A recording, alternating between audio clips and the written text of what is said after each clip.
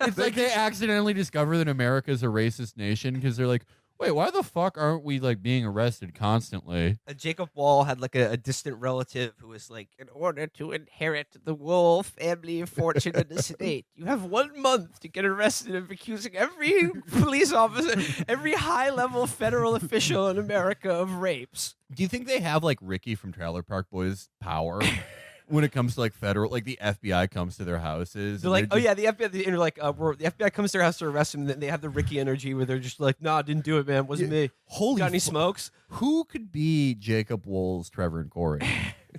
we should do. Yeah, I would do that.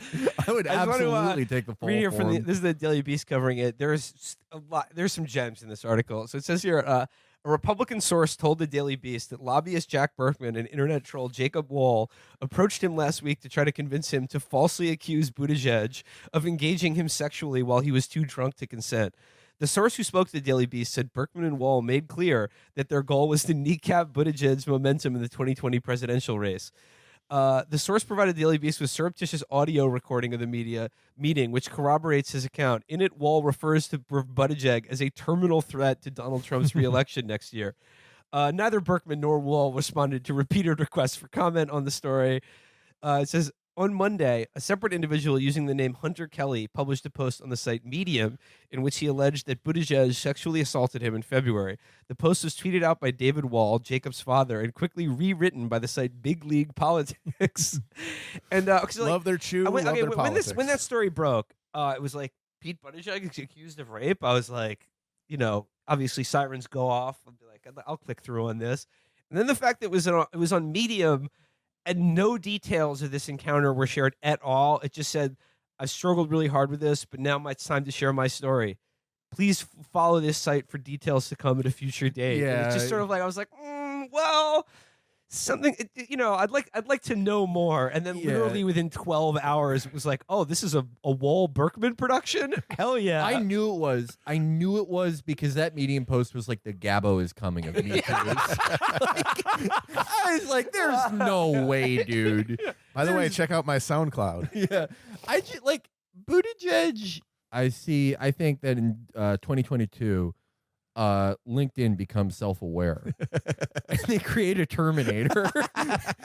they send him back in time. Had to become president. Yeah, no, he's like, I mean, his policy position, it is like shooting T-1000 almost. Yeah. Further details from this, it says, Kelly said he expressed concerns about the scheme, but Wohl told him to sleep on it.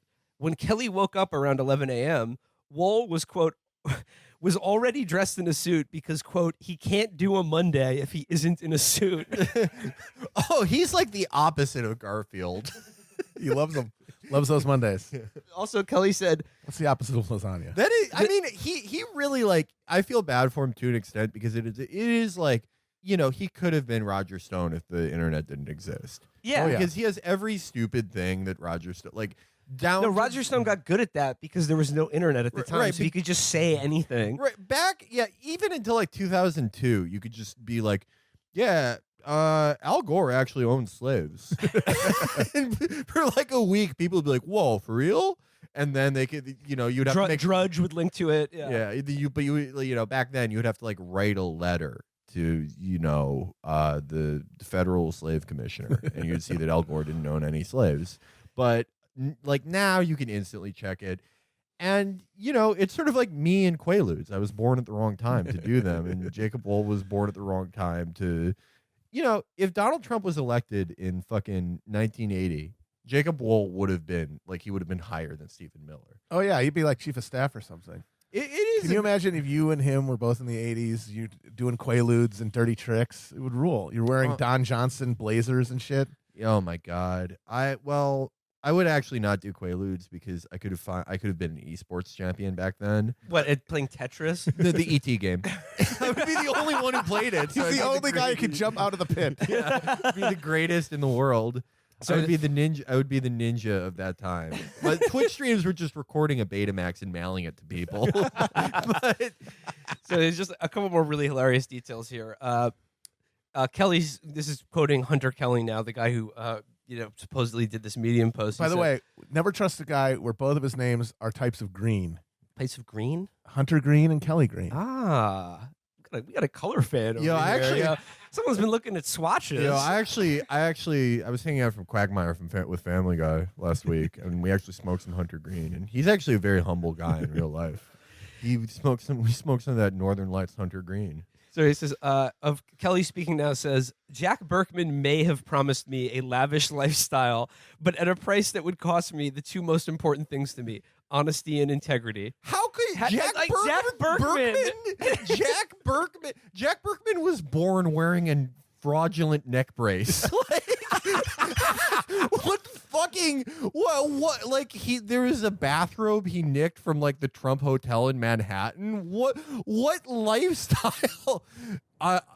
Any Uber that goes within 5 miles of this location, it's all yours right now. I would just love. I have some old movie stubs. If you can get in the theater, you can just keep seeing movies all day, Hunter. He got fired from his law practice by his partner Saul Goodman. Jack Berkman. I mean, Jack Berkman should honestly. He should be like he's like sort of like the noble savage from Brave New World. Like we should study him because grifters now and like scam artists now are just boring. They just go on the computer and they're like, yeah, you have a mega virus, and the only way you can fix it is by giving me $1,000. Or you call someone up and say, yes, hello, this is the government. You owe us money. Please send Amazon gift cards. Yeah, exactly. But Berkman's like old school. Berkman, like there aren't a lot of guys like him anymore. But no, he's like a Jack Thompson character. Oh yeah, or Jim Thompson character. Sorry. I would love like this Hunter Kelly guy. Like as we said, we've seen these two guys and just being like, yo, I will do anything to live that kind of lifestyle.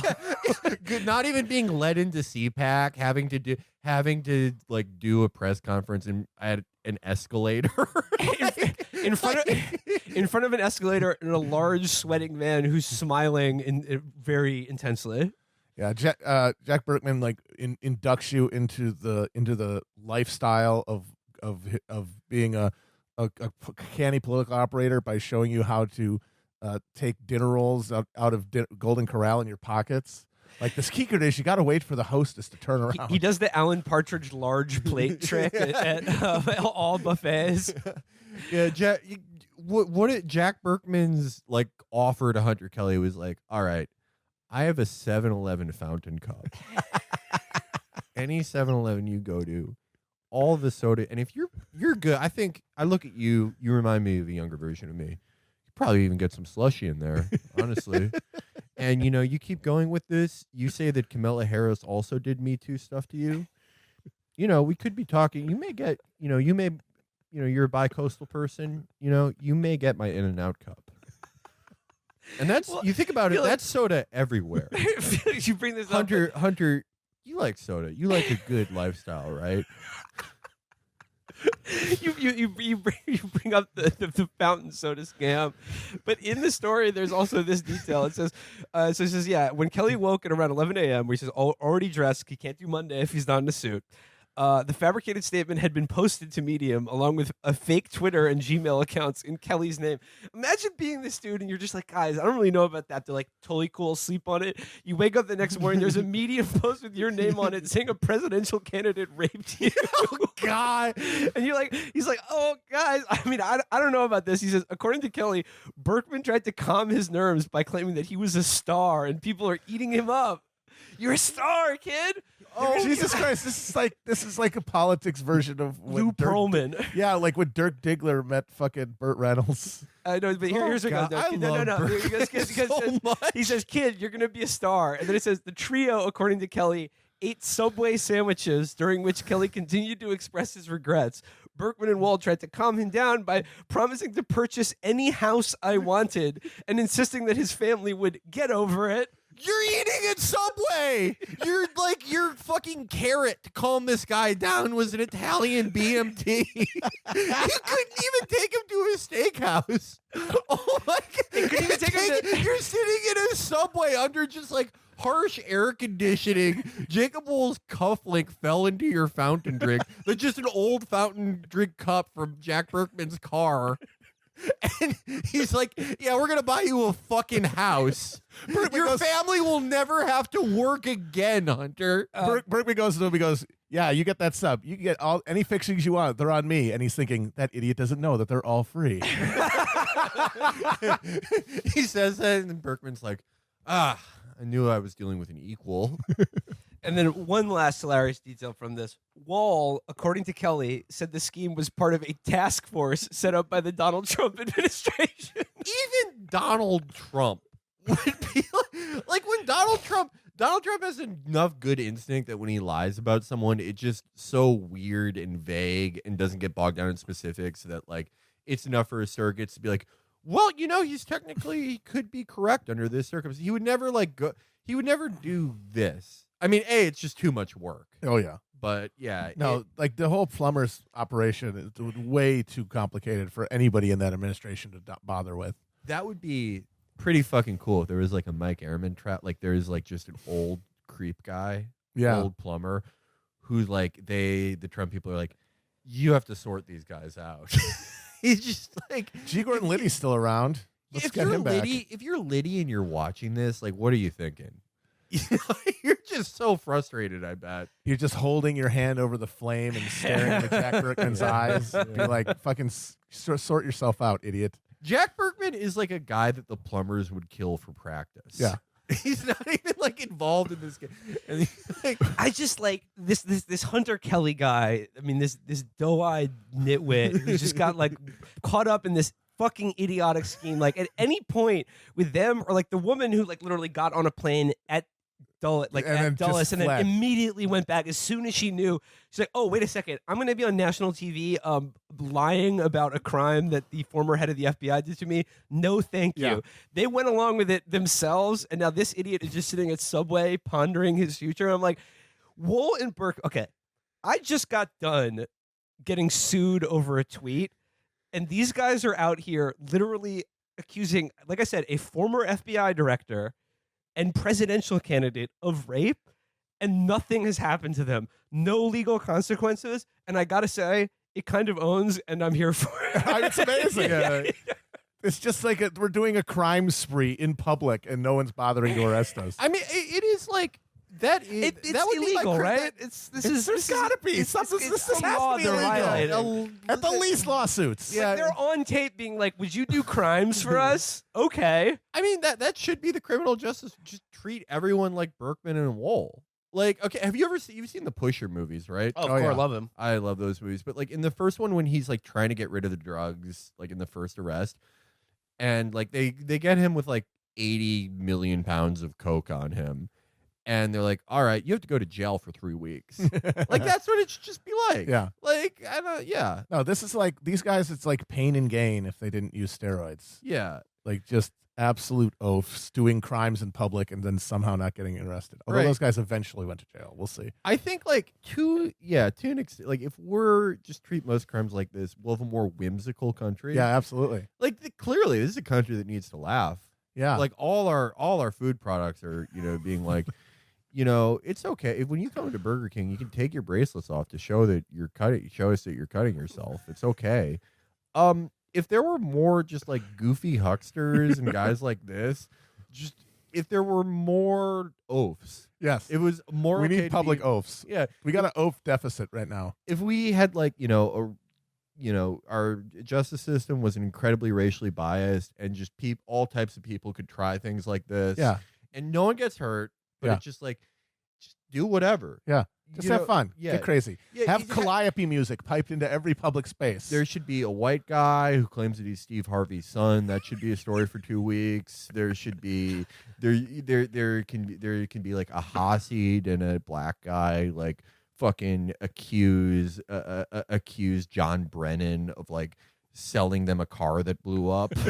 Like it would be funny. And if it wouldn't last more than a week because we'd now with computers, you could just be like, yeah, no, that never happened. But for a week, we'd be like, oh, look at these guys, I think Wohl and Berkman should like start speaking in fake British accents so they could really like be heir to the Duke and the Dauphin from Huckleberry Finn, you know, and just like go down the Mississippi on a river, just like just accusing the mayor of every town they go in of raping them. Yeah. Instead of and like Huck Finn, they trick kids into accusing people of rape instead of painting the fence. Yeah. During like the like first stage of the Mueller investigation, me and my family had like a running joke about like Trump's genius ploy to get out of it would be to Me Too Robert Mueller.